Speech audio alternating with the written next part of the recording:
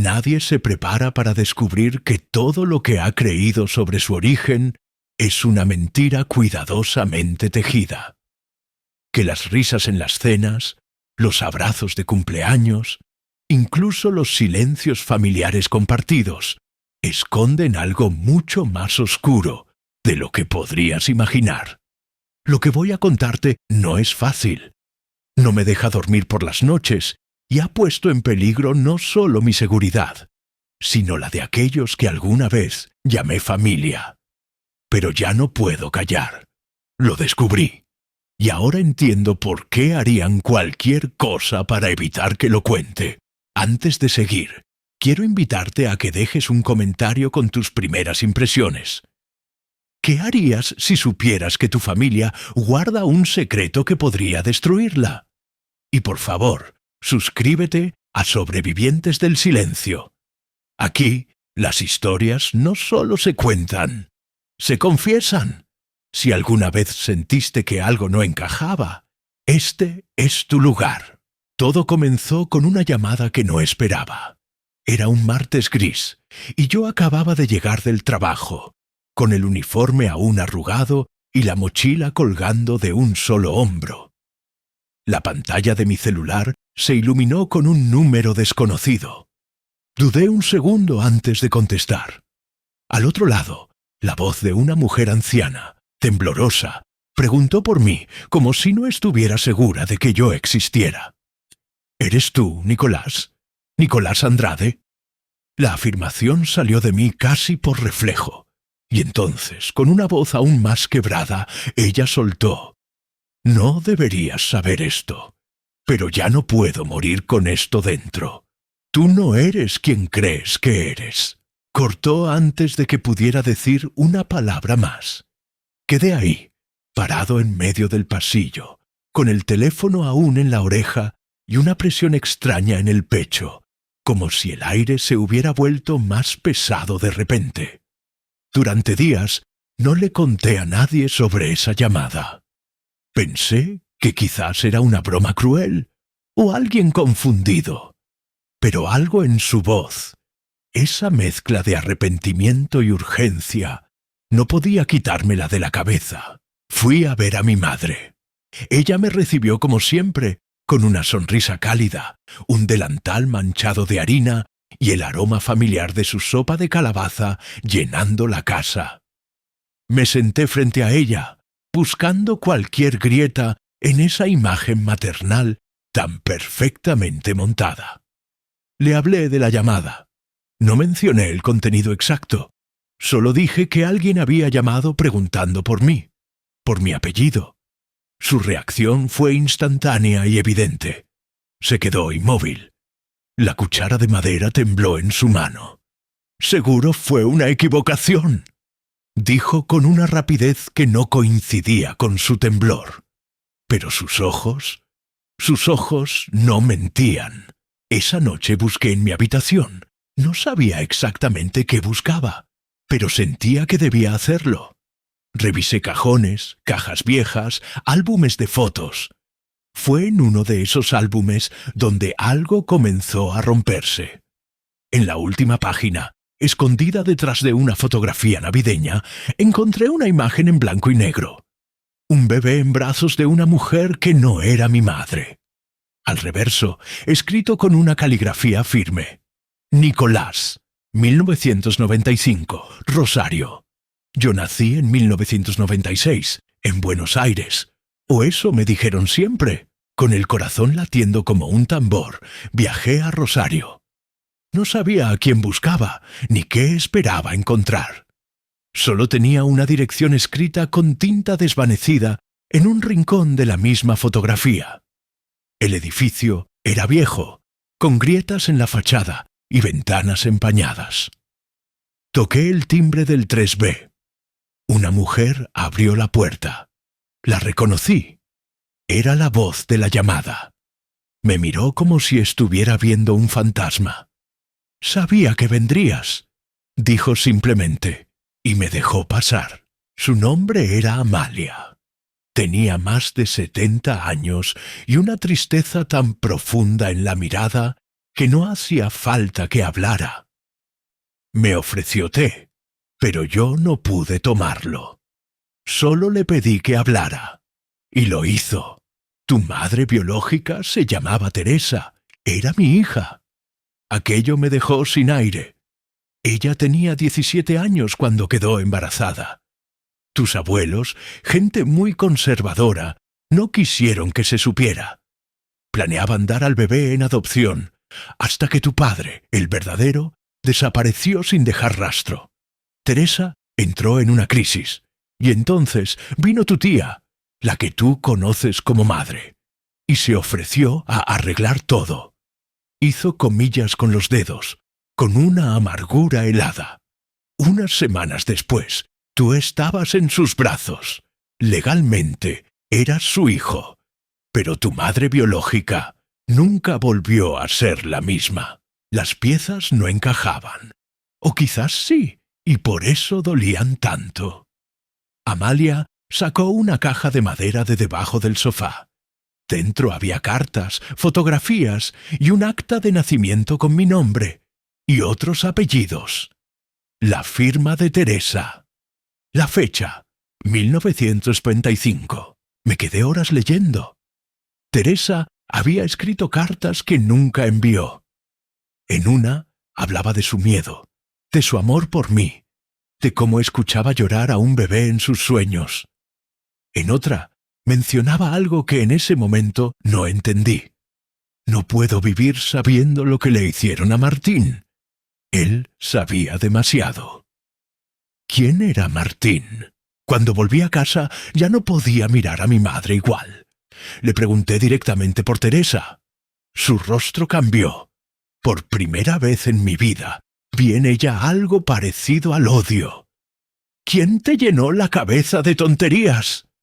Escupió con una furia contenida. No me respondió nada más. Me dijo que si seguía por ese camino, solo iba a destruir lo que quedaba de nuestra familia. Pero yo ya no podía detenerme. Busqué registros, nombres, pistas.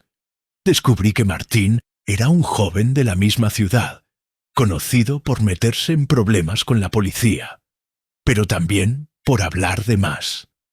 Encontré un artículo viejo. Adolescente desaparecido en extrañas circunstancias. Última vez visto con la hermana de su novia, quien hoy es una respetada madre de familia. Esa hermana era mi madre adoptiva. Empecé a entender. Martín sabía. Y eso lo convirtió en un problema. Como yo, ahora. Entonces comenzaron las amenazas. Primero, mensajes anónimos. Después, seguimientos. Una noche encontré mi departamento completamente revuelto, pero no faltaba nada. Solo habían dejado una fotografía en mi cama. Una de Teresa con la palabra «Olvida» escrita en rojo. Y fue en ese momento que lo supe. No era solo un secreto familiar. Era algo mucho más profundo. Había sido parte de una decisión fría, silenciosa, respaldada por dinero, poder y miedo. Teresa no solo fue apartada de su hijo, fue silenciada. Y yo, sin saberlo, era el eslabón que habían intentado borrar de la historia. Pero ahora que sabía, podía callar, volver a mirar a los ojos de quienes te criaron, sabiendo que te ocultaron tu propia historia, es como intentar confiar en un espejo roto. ¿Refleja algo? Sí, pero distorsionado, incompleto y con bordes que pueden cortarte sin aviso. Después de descubrir la verdad sobre Teresa, mi madre biológica, y sobre Martín, el joven que posiblemente pagó con su vida por saber demasiado, algo dentro de mí cambió. Como si cada palabra callada a lo largo de mi vida ahora reclamara su lugar. Ya no podía seguir siendo el hijo obediente, el sobrino ejemplar, el nieto agradecido. Había cruzado un umbral invisible, uno que la familia nunca permitiría que alguien cruzara sin consecuencias. Fue durante una comida familiar, un domingo cualquiera, donde decidí decirlo. Los rostros alrededor de la mesa eran los mismos de siempre. Mi madre adoptiva, o tía, ya ni sabía cómo llamarla, con su mirada firme. Mi padre, siempre silencioso. Mis primos, mis abuelos. El cuchillo en mi mano se detenía a medio corte del asado cuando solté. Estuve en Rosario. Todos dejaron de masticar.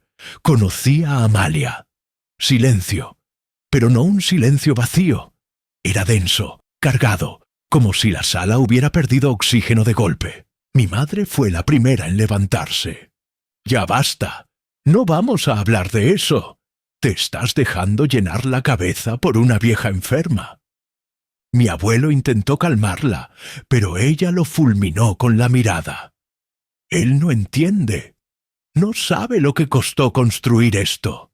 Y ahí estaba la palabra. Construir. Porque eso había sido mi historia. Un montaje, una estructura artificial, donde cada ladrillo era una mentira piadosa o una omisión conveniente. Pero yo ya no quería vivir en esa casa sin cimientos. «¿Qué le hicieron a Teresa?», pregunté. «¿Dónde está?». «¡Muerta!», gritó mi madre, y su grito fue tan abrupto, tan lleno de rabia, que me estremecí. Murió sola. Por su culpa, porque nunca pudo superar eso. Y si tú no dejas esto, vas a acabar como ella. No supe si era una amenaza o una advertencia, pero fue suficiente para empujarme aún más. Regresé a Rosario. Busqué en hospitales, iglesias, incluso en refugios. Encontré a una exenfermera que había trabajado en un centro psiquiátrico de la provincia. Le mostré una foto de Teresa. Me pidió que esperara. Regresó con un cuaderno antiguo. En él, un nombre. Teresa Aranda. Internada en 1996. Dada de alta en 2001. Desaparecida. Pero no estaba muerta. Al menos no oficialmente. Con ayuda de la enfermera, supe de un lugar donde algunos exinternos solían ir. Un pequeño hogar comunitario en las afueras. Y fue allí, entre personas que cargaban con traumas del alma, donde la vi por primera vez. El mismo rostro de la fotografía, aunque ahora más delgado, marcado por el tiempo, con ojos que parecían buscar algo que no sabían cómo nombrar. «Teresa», susurré. Ella me miró, al principio con desconfianza, pero al decirle mi nombre, sus labios temblaron. No dijo nada, solo se acercó. Me tocó el rostro con una mano temblorosa, como quien toca un sueño. Y luego susurró.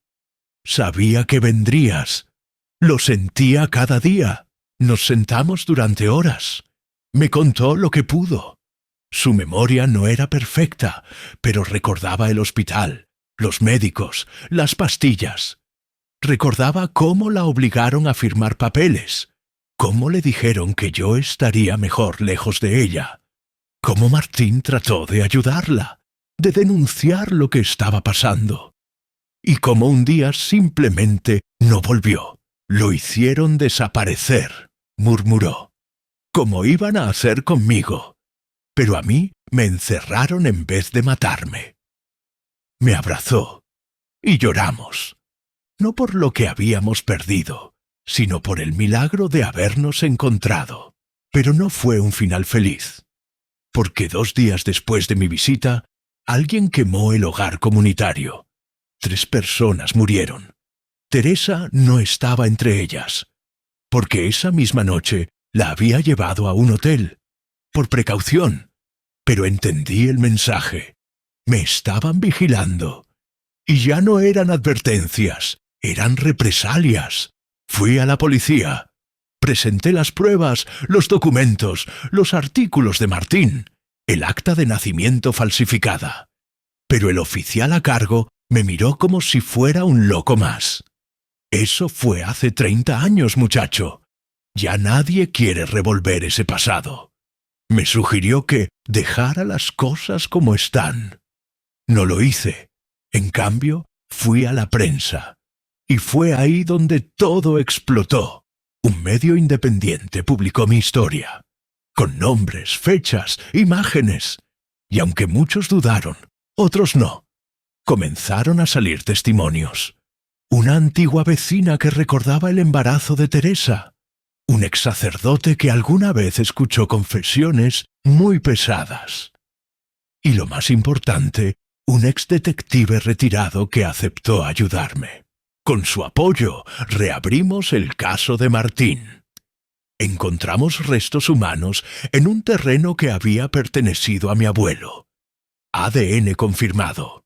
Era él. Los medios hicieron lo suyo. Mi familia fue expuesta. Algunos huyeron. Otros mintieron hasta el final. Mi madre adoptiva fue arrestada.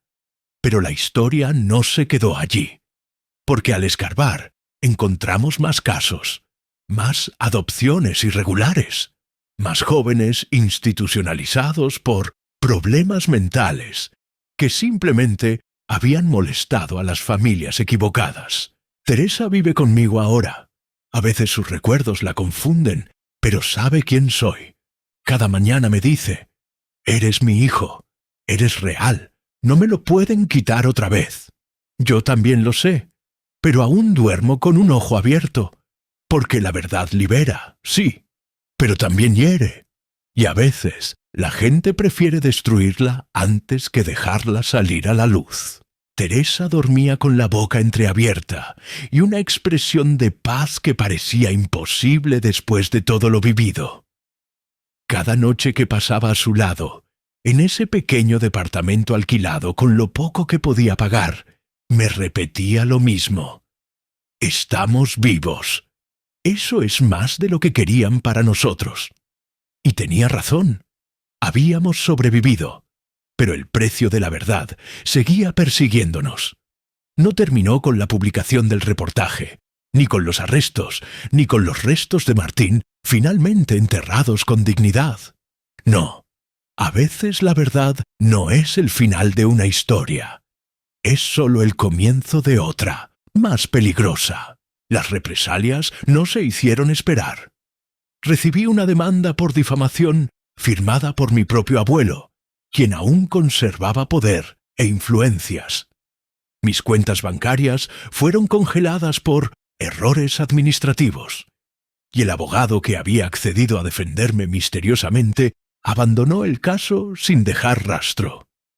Un día, Teresa recibió una carta sin remitente.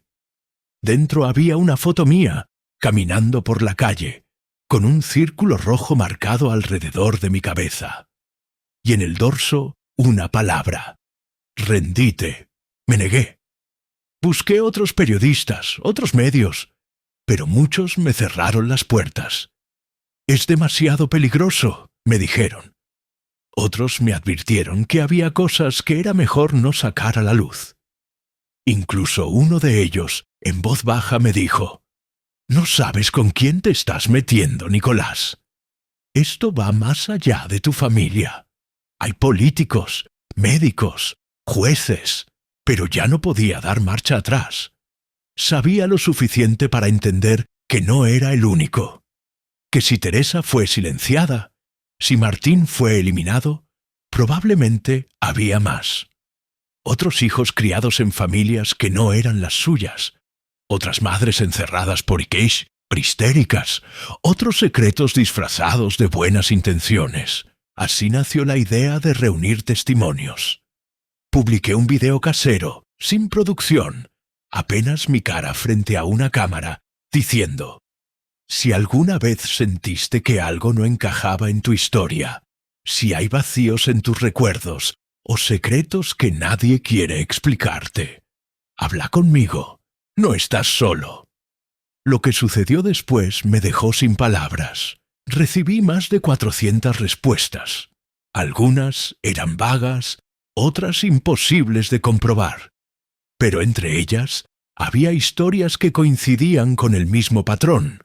Embarazos adolescentes, desapariciones repentinas, adopciones fuera de los canales oficiales, internaciones psiquiátricas por comportamientos erráticos. Una mujer me escribió diciendo que su madre siempre le dijo que su hermana menor había muerto al nacer, pero años después descubrió una carta en la que pedía ayuda para encontrar a mi hija, la que me arrebataron. Comenzamos a cruzar datos, lugares, fechas, nombres. Una red empezó a tomar forma. Y en el centro, mi familia. El caso tomó dimensiones impensadas. Y fue entonces cuando llegaron los federales. Pero no para ayudarnos, sino para advertirnos. Un agente me citó en una oficina gris, sin ventanas. Me ofreció un café que no toqué. Me miró como quien observa una amenaza disfrazada de civil. «Vos no entendés, pibe. Esto que estás haciendo no es solo peligroso, es suicida». Le pregunté si eso era una amenaza. Se limitó a sonreír. «Un consejo. Hacé las paces con tu pasado. No todos los secretos deben contarse». Salí de allí con un nudo en el estómago. Pero al llegar al departamento encontré algo peor. Teresa no estaba. La puerta no estaba forzada. No había señales de lucha. Solo una nota pegada con cinta al espejo del baño. «Ella va a estar mejor lejos de vos». Desesperado, fui a la policía. Me miraron como un paranoico. Tal vez se fue sola. Está enferma, ¿no? Pero yo conocía a Teresa.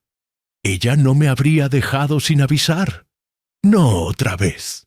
Durante días recorrí hospitales, centros comunitarios, clínicas. Nadie la había visto. Fue entonces cuando recibí un mensaje desde un número desconocido. Una foto. Teresa, en una habitación blanca, mirando al vacío. Y una frase. «Si hablas una palabra más, esta vez sí desaparece». Esa noche, por primera vez en meses, dudé. Dudé si valía la pena seguir. Si era justo seguir arrastrando a otros a este abismo. Pensé en rendirme, en callar, en fingir que todo había sido un malentendido. Pero entonces recibí un correo sin firma. Un video. Era Teresa, grabado en secreto. Miraba a cámara con los ojos enrojecidos y con voz baja, apenas audible, decía: «No te detengas, contalo todo, que sepan lo que nos hicieron». Y eso hice. Con ayuda de algunos aliados que se mantenían en el anonimato, filtré toda la información recolectada a un medio internacional. Uno sin intereses en la política local. Ellos investigaron, corroboraron, publicaron. Y la historia estalló. Descubrimos una red, un sistema de tráfico de bebés, disfrazado de adopciones legales, en funcionamiento durante más de 30 años. Médicos, abogados, funcionarios, todos implicados. Mi familia era solo una rama, pero la raíz era mucho más profunda. Con la presión internacional, las autoridades no tuvieron opción. Intervinieron centros psiquiátricos, abrieron archivos, citaron a decenas de implicados. Algunos se quitaron la vida antes de declarar, otros huyeron, pero algunos hablaron. Y en sus testimonios apareció el nombre de Teresa, una y otra vez. Finalmente fue localizada. Estaba en una clínica privada, bajo otro nombre, con vigilancia las 24 horas. Fue liberada por orden judicial. Cuando la vi salir, demacrada pero viva, entendí que habíamos ganado. No todo, no a todos, pero lo suficiente. Hoy, Teresa vive en una casa con jardín. Cultiva sus plantas. Sonríe más. A veces llora por lo perdido, pero también por lo que recuperó. Yo me dedico a buscar a otros como yo, a construir un espacio para quienes quieren saber de dónde vienen, a reconstruir historias que otros quisieron borrar. Y aunque sé que aún hay peligro, aunque a veces me siguen, aunque recibo amenazas disfrazadas de consejos, sigo. Porque callarse es permitir que ganen los que destruyen. Y no pienso dejar que eso pase otra vez. Ahora que conoces mi historia, Quiero saber la tuya. ¿Alguna vez sentiste que tu historia no encajaba del todo? ¿Qué harías si descubrieras que tus orígenes fueron construidos sobre una mentira? Contámelo en los comentarios. Y gracias, de verdad, por acompañarme hasta aquí, por escucharme, por no mirar a otro lado. Si esta historia te conmovió, si crees que el silencio nunca debe ganar, suscríbete a Sobrevivientes del Silencio. Acá, cada verdad importa, cada voz cuenta, y aún quedan muchas por contar.